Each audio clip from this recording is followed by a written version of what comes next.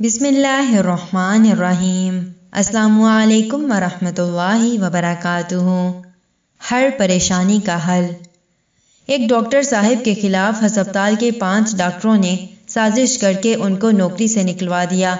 کہتے ہیں کہ میں نے اس مسنون استغفار کا کثرت سے ورد کیا، استغفر اللہ الذی لا الہ الا هو الحی القیوم واتوب الیہ۔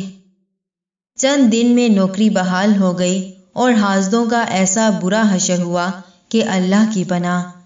استغفر اللہ الذی لا الہ الا هو الحی القیوم واتوب الیہ۔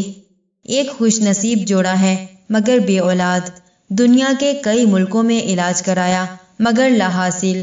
پھر قرآن کریم کی وہ آیات سنی جن میں فرمایا گیا کہ استغفار کرو، اللہ تعالیٰ تمہیں خوب مال و اولاد عطا فرمائے گا۔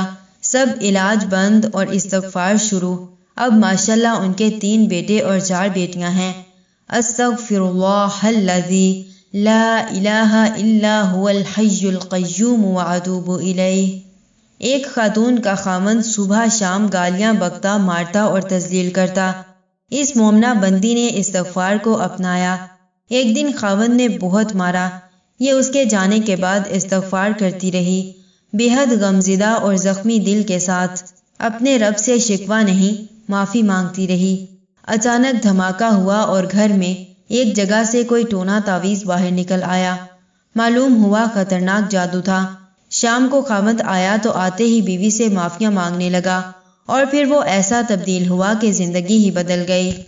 استغفر اللہ الذی لا الہ الا هو الحی القیوم واتوب الیہ۔ ایک مسلمان بہن چاہتی ہے کہ نیک صالحہ مجاہد اور اللہ عز و جل کا ولی خاوند ملے۔ استغفار کا معمول بناتی ہے، روزانہ 100 بار استغفر اللہ الذی لا الہ الا هو الحی القیوم واتوب الیہ۔ اب ماشاءاللہ شادی شدہ ہے، عالم، مجاہد اور محبت کرنے والا خاوند اسے نصیب ہوا۔ ایک عورت کو کینسر ہوا، استغفار کی کثرت کی، جب دوبارہ ٹیسٹ کرایا تو بیماری کا نام و نشان ہی نہ رہا۔ ایک عورت کی شادی کو 30 سال بیت گئے، اولاد نہیں ہوئی، کسی نے استغفار کا بتایا تو دن رات اسی میں لگ گئی۔ 30 سال بعد اللہ تعالیٰ نے اولاد عطا فرمائی۔